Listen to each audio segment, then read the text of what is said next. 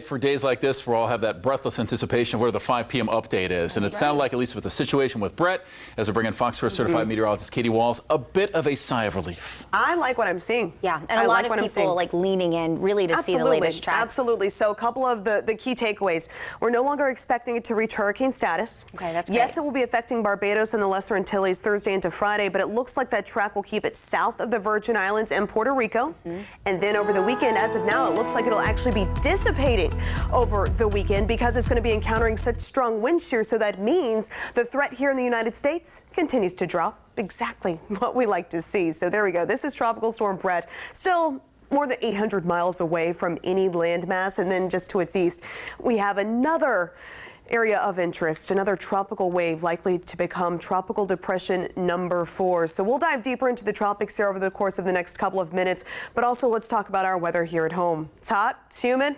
You might be seeing this, some downpours out there. Right here, you're looking from the Fox 4 studios in Cape Coral, but you're looking off toward the east and really to the southeast at some of those storms right now affecting parts of Lee County. So you can kind of see those rain shafts there on the horizon.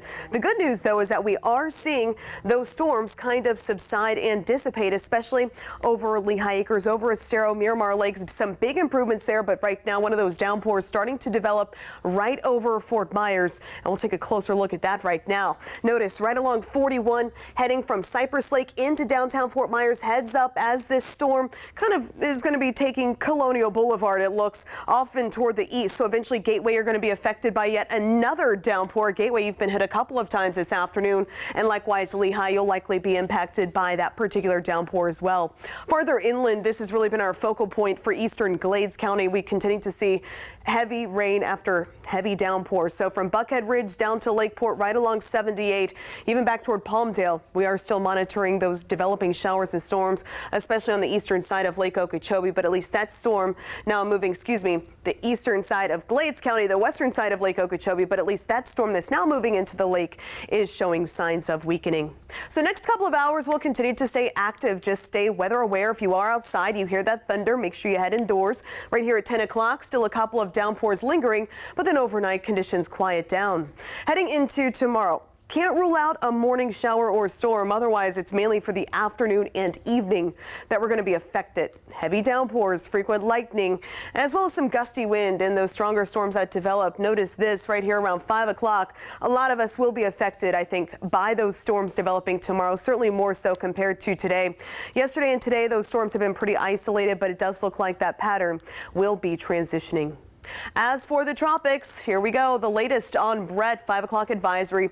Sustained winds 45 miles per hour. We are expecting gradual strengthening into a stronger tropical storm, but as of right now, the likelihood of it becoming a hurricane has dropped a bit. So as of now, we are expecting it to affect Barbados right here. Thursday is a tropical storm crossing over the Lesser Antilles, like St. Lucia, Martinique, even down toward Grenada. That's where we could be affected on Thursday night, heading into Friday, crossing into the Caribbean thereafter.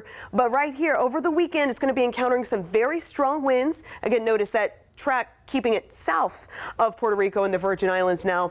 And then by Saturday, it could potentially dissipate into just a remnant tropical wave. So as it encounters that stronger wind over the weekend, that is, as of right now, what we are anticipating. Again, plenty of time to monitor, not something that we're worried about right now.